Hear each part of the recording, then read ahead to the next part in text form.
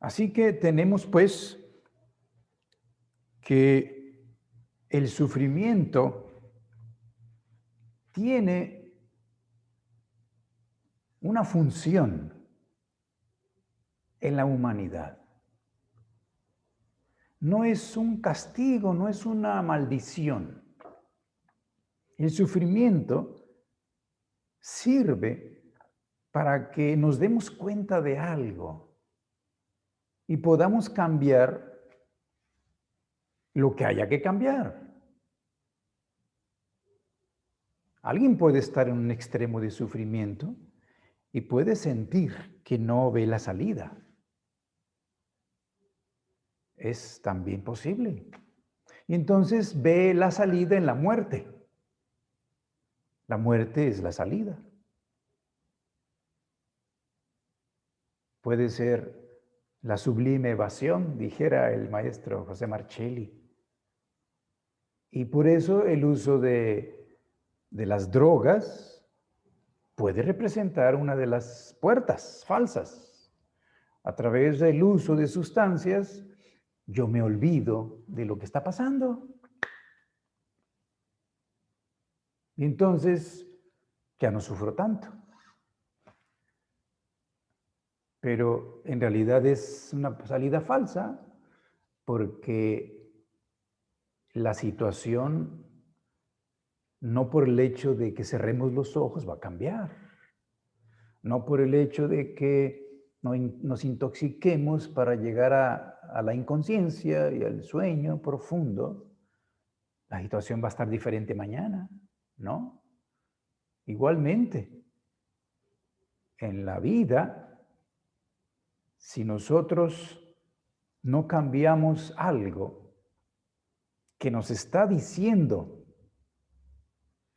puede ser una crisis personal, una crisis familiar, una crisis nacional o ahora una crisis mundial.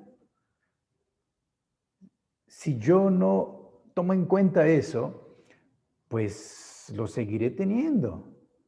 ¿Qué? Los errores que posiblemente esté cometiendo.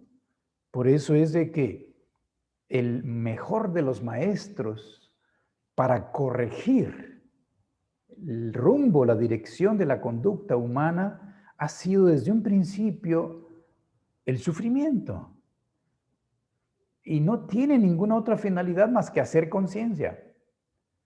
Si actualmente muchos seres humanos han muerto, pues claro que es doloroso, sobre todo para los familiares. ¿Es cierto? Como han sido dolorosas todas las guerras, como han sido dolorosos todas las catástrofes. Pero nos deja una lección, siempre. En el caso de la guerra es más fácil la deducción, pues ya no queremos guerra. Pero mientras los humanos no logren desarrollar en sí mismos la paz, estar bien consigo mismos, siempre estará la posibilidad de que la guerra continúe. Incluso no a nivel físico, con golpes, sino a otros niveles, pero seguirá habiendo guerra. De la lucha de todos contra todos. Porque la etapa actual que la humanidad vive es una en la que el egoísmo está llegando a un nivel que tenía que llegar, un nivel extremo, porque el ser humano necesitaba afianzarse en sí mismo, reafirmarse, conocerse.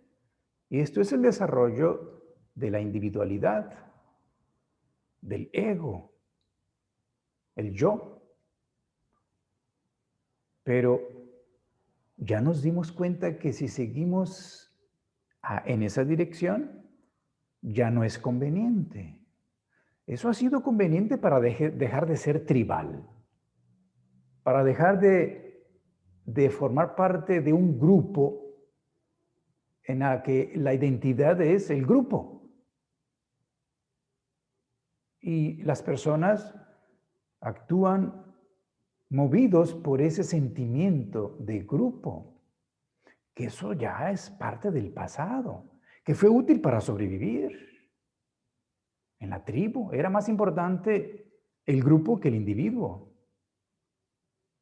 Actualmente se está rompiendo también a nivel de las naciones, pero todavía es muy fuerte.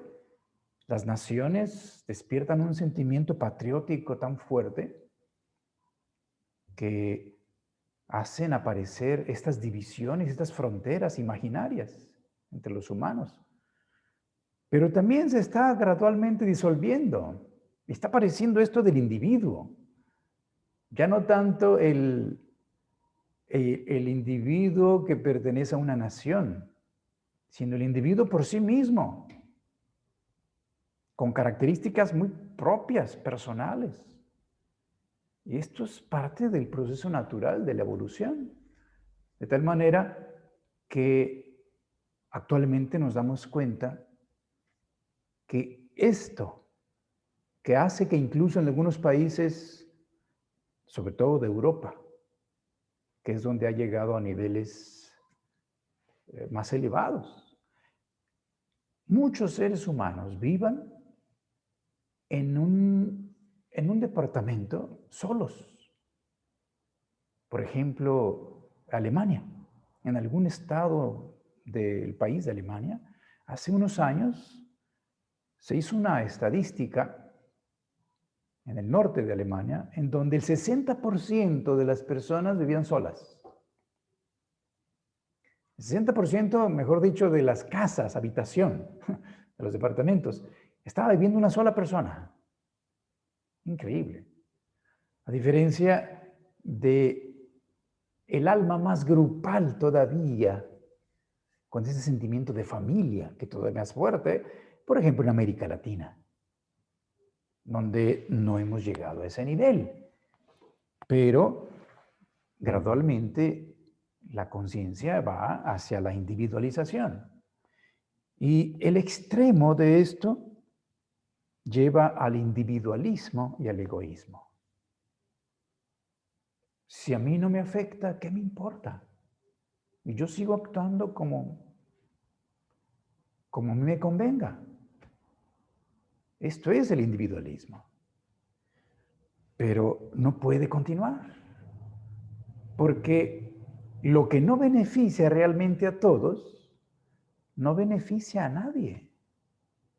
Esto es comenzar a usar la inteligencia más que el intelecto. Porque el intelecto es miope. Solamente ve los efectos de hoy, mañana, pasado. Ya no le interesa lo demás. Pero las consecuencias de la siguiente generación, de lo que hemos estado haciendo en el mundo, la naturaleza, cómo está dejando, cómo estamos dejando todo. Las personas egoístas dicen, ¿a mí qué me importa? Pero no le importan ni sus hijos ni sus nietos. Incluso si no cuida su alimentación, su propio cuerpo va a heredar debilidad a las nuevas generaciones. Y se va a manifestar en las siguientes generaciones los errores que pueda cometer un ser humano.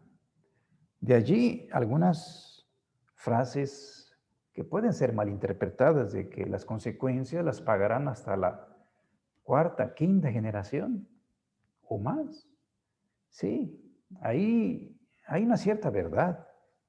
Y dentro de todo, sigue habiendo una inteligencia coordinadora, porque nadie va a nacer en una familia si no le corresponde. Si yo ahorita comienzo a cuidar mi cuerpo, mi salud, soy selectivo en lo que tomo, el aire que respiro, cuido este templo del espíritu. Yo estoy construyendo mi cuerpo de la siguiente encarnación. Y voy a nacer en una familia que vaya acorde a esto que yo ya he ganado en conciencia. Sería falta de sabiduría que yo naciera en una familia donde los padres no les importe la salud y entonces me haga tener desde niño hábitos incorrectos de alimentación. Y los niños, todos, cuando nacemos, Nacemos inconscientes, inconscientes de nosotros mismos. No sabemos cuando nacemos que ya estamos de regreso. Esto lo comenzamos a percibir tal vez después de los 21 años, tal vez antes, tal vez a partir de la adolescencia, algunos.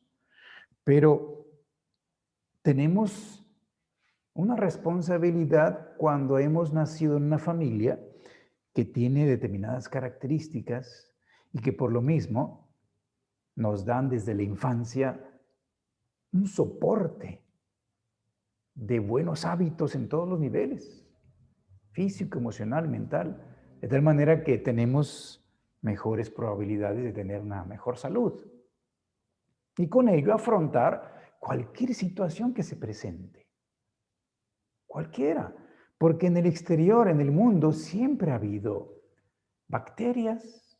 De hecho, nuestro cuerpo, según los que cuentan, o sea, los que se ponen a contar, se requiere tener ahí una gran capacidad e interés de los detalles.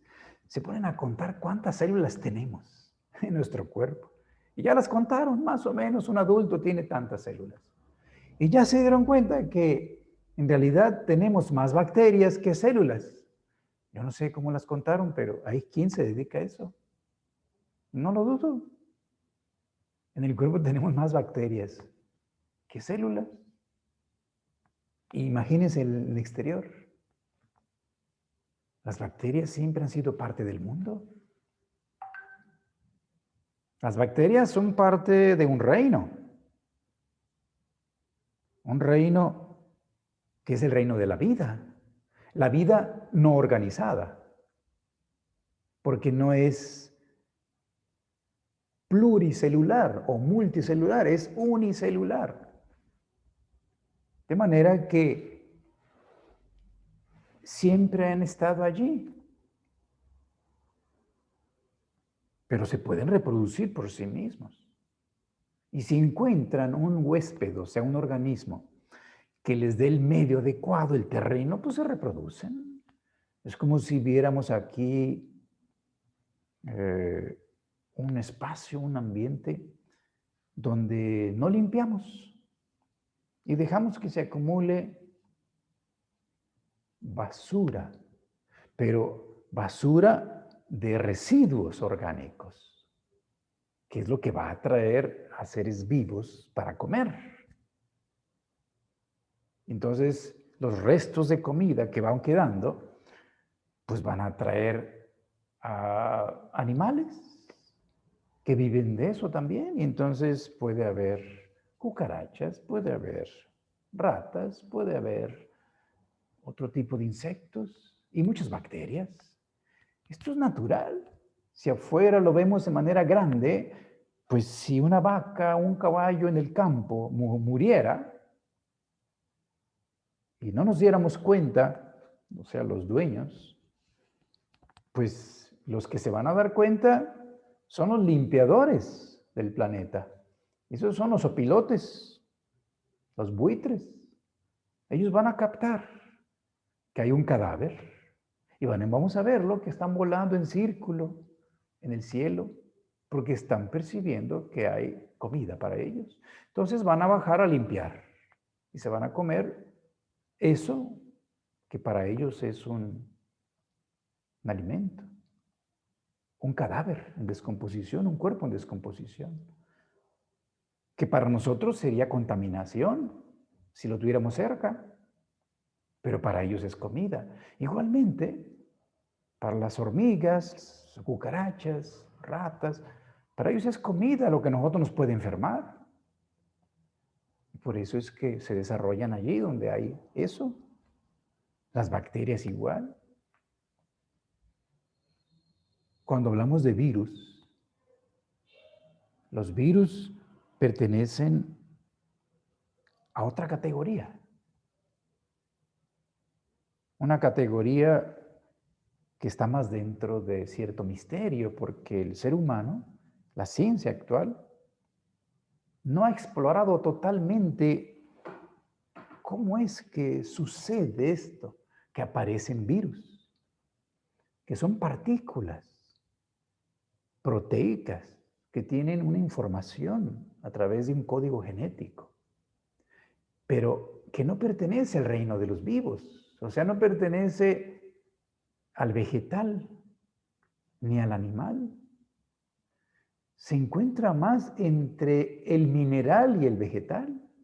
Las bacterias pueden reproducirse y la reproducción es parte de un proceso vital que llamamos vida, pues, como fenómeno. El virus no se puede reproducir por sí mismo. Necesita un organismo. Por lo tanto, se encuentra en el medio, entre el reino de la vida y el reino de la muerte. Y nosotros, los seres humanos, hemos descendido cada vez más en todos los aspectos hacia la muerte. Por la individualización. La individualización lleva hasta el punto, hasta el fin del proceso de la adquisición de la conciencia en el plano humano. Pero esto lo puede llevar a morir. Por ejemplo, aquí en la cabeza, que es donde se manifiesta la conciencia del yo, de estar despierto, de estar consciente. Si nosotros no usamos materia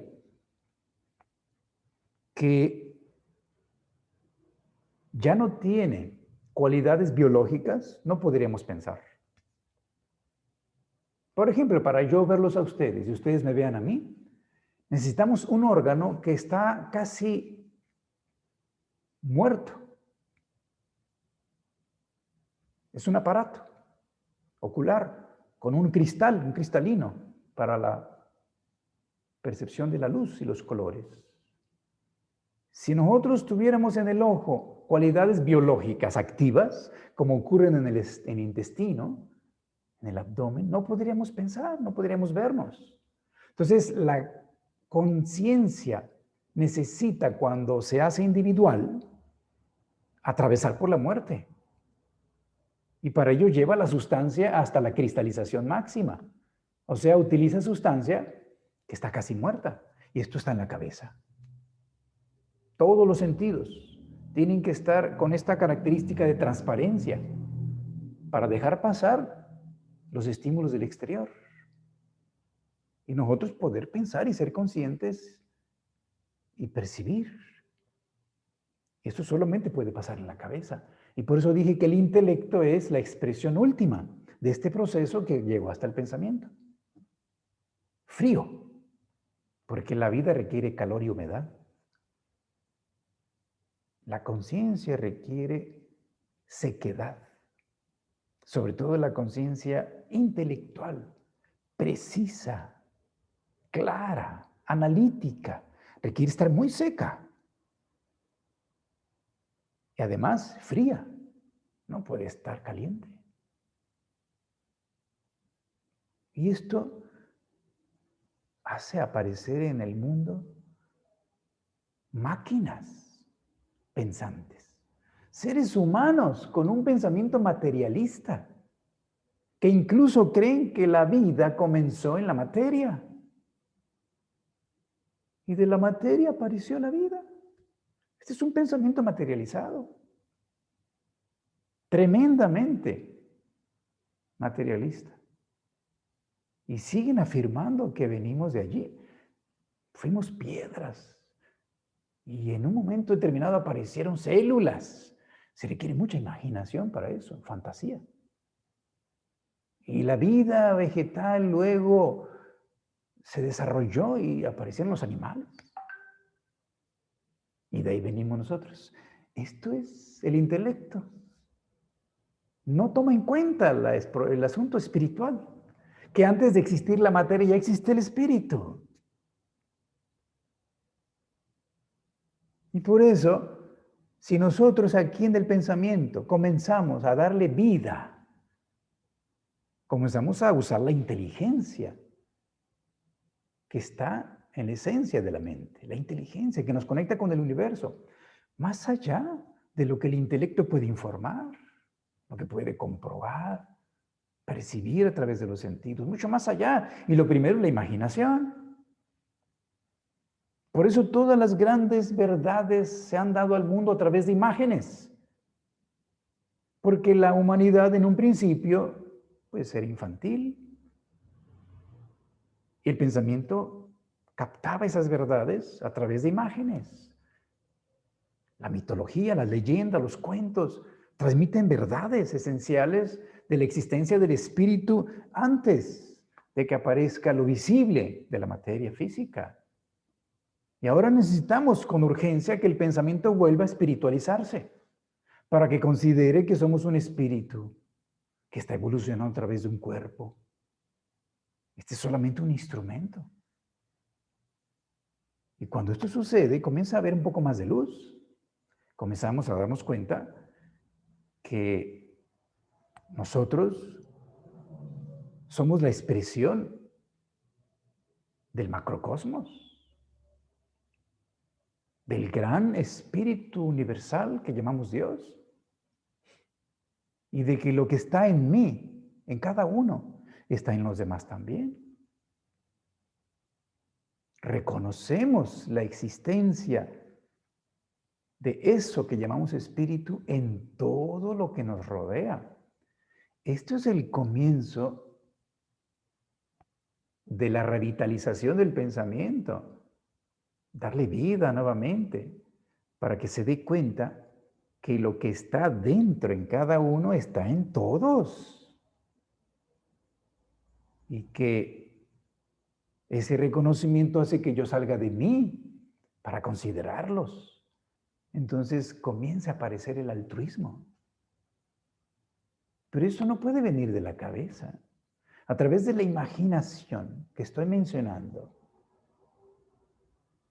y la inspiración que nos transmite el conocimiento de aquellos que han percibido lo espiritual, porque se han inspirado, e incluso a través de la intuición, que está en todo eso que le llamamos la ciencia del espíritu,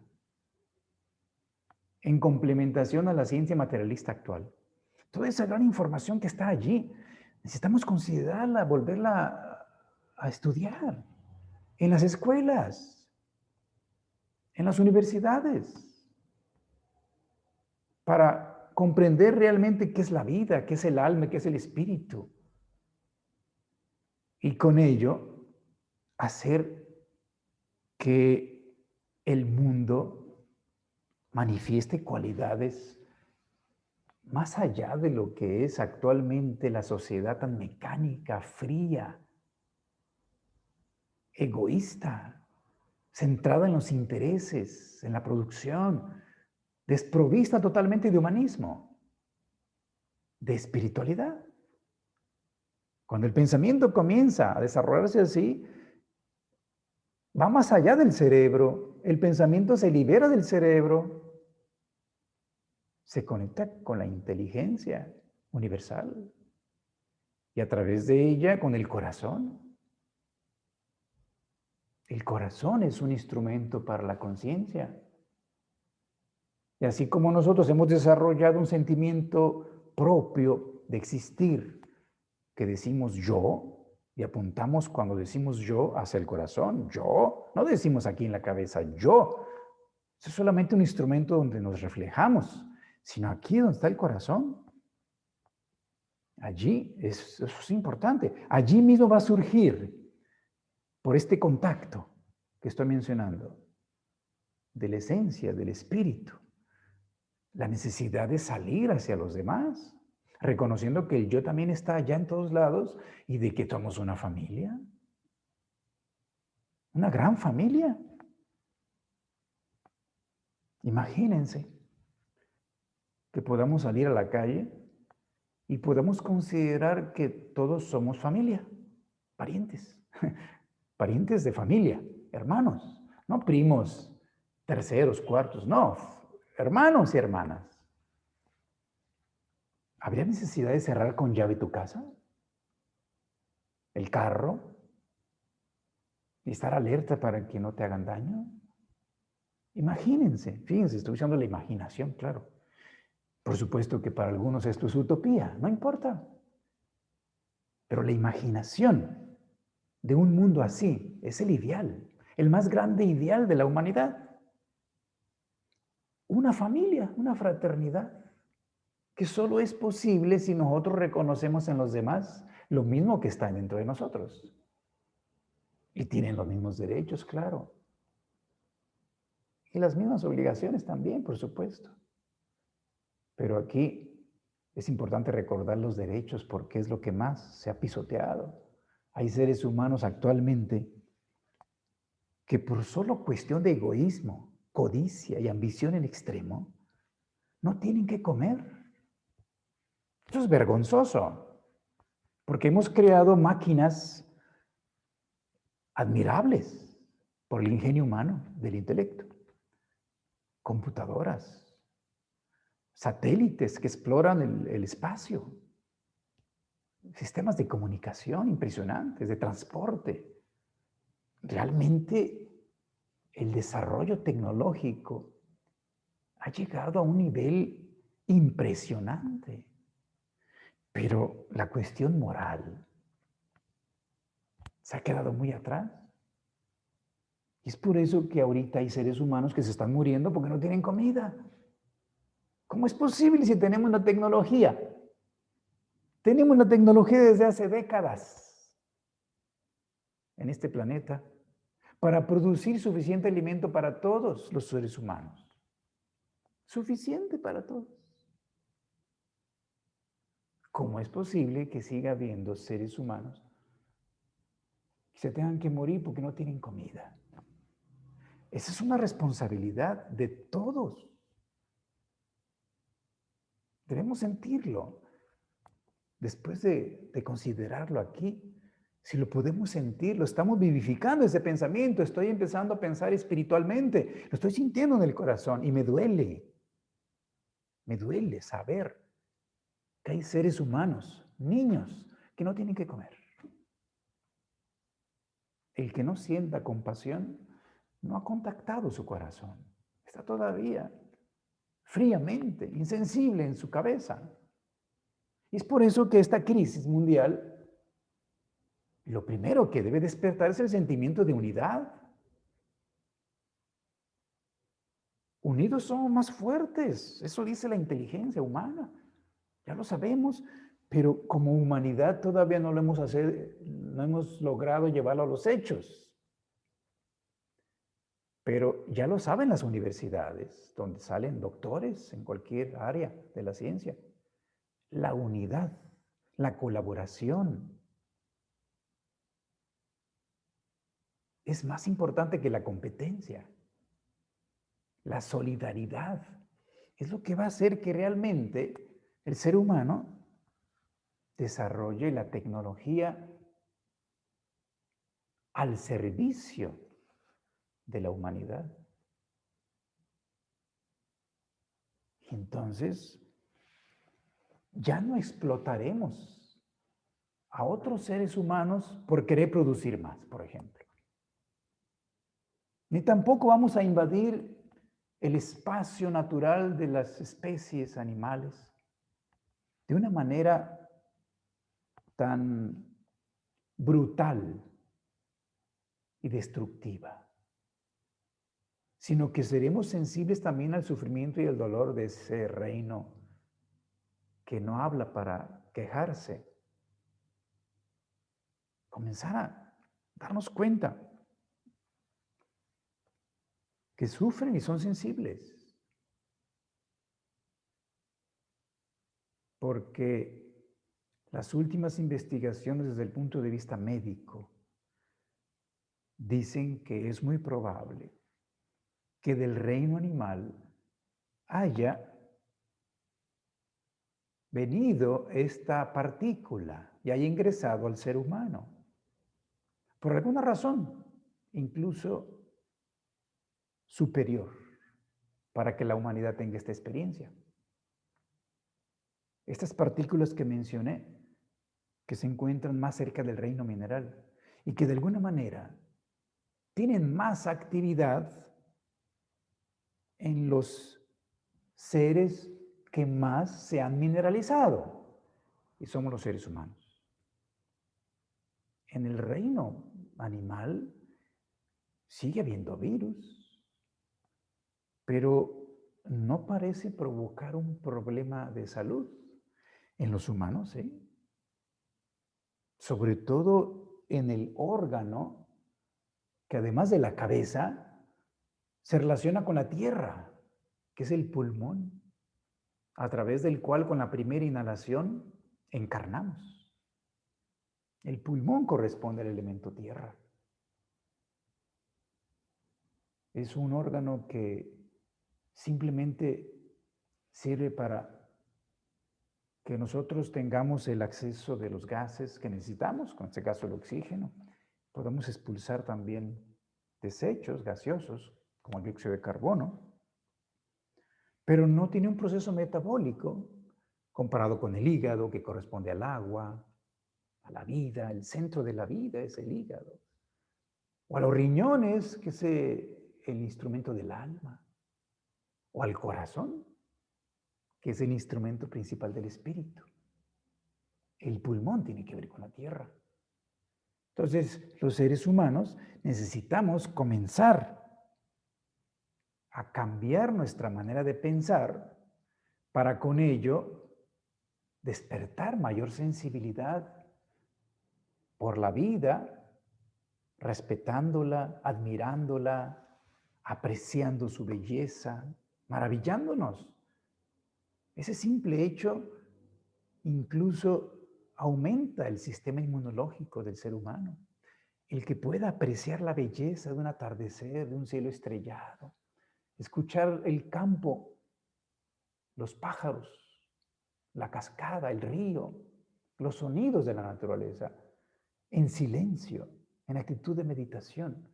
Todo eso está demostrado que aumenta el sistema inmunológico, aumenta las defensas, produce un equilibrio interno, enzimático, hormonal. Con el simple hecho de que nos hagamos sensibles a la belleza del mundo que nos rodea. Y si además de eso tenemos una conducta, o sea, influimos nuestra voluntad en los hechos para ser más amistosos con el mundo, más amables. Y pongamos todo lo que sabemos, nuestros recursos, nuestras fuerzas, al servicio de la vida. Empezando incluso con los que más necesitan. Esto significa espiritualizar el planeta. El único que lo puede hacer es el ser humano. Por eso es de que cualquier crisis que pueda venir en el futuro, como la que estamos viviendo, tiene siempre un beneficio a la conciencia, porque nos recuerda lo esencial, lo más importante. Y en estos momentos, definitivamente la salud, desde el punto de vista físico, es el mayor tesoro que podemos tener. La sensibilidad a nivel emocional que nos permite ser compasivos es también un tesoro, es también una cualidad que debemos desarrollar para que haya ese ideal del amor de los unos con los otros. No es una utopía. Estamos en el proceso de iluminar este planeta con una conciencia más humana y solidaria. Y pues la pandemia simplemente ha llegado para recordarlo. Que la finalidad de venir a este mundo, en el cual estamos de visita, es simplemente desarrollar nuestra conciencia. Y tenemos que llegar a esa conciencia humanizada. Si no sirve para esto la crisis y la pandemia, ¿para qué más? ¿Para provocar miedo? ¿Para que algunos eh, continúen acumulando y sentirse más seguros. Esto no va a llevar a nada. Así que sirva todo esto para traer luz a la conciencia y al pensamiento y descubramos que en nuestras manos está cambiar lo que haya que cambiar, iluminar la oscuridad que haya invadido esto por el miedo que genera la inseguridad y la incertidumbre. Y en ello estamos. Así que los invitamos a que cada quien ayude al mundo estando cada vez mejor. Porque alguien puede preguntar, ¿qué puedo hacer yo porque el mundo esté mejor? Trata de estar mejor tú. Cuida tu salud. Solidarízate con la vida y ayuda y colabora. Te vas a sentir más contento de haber nacido y dirás, valió la pena.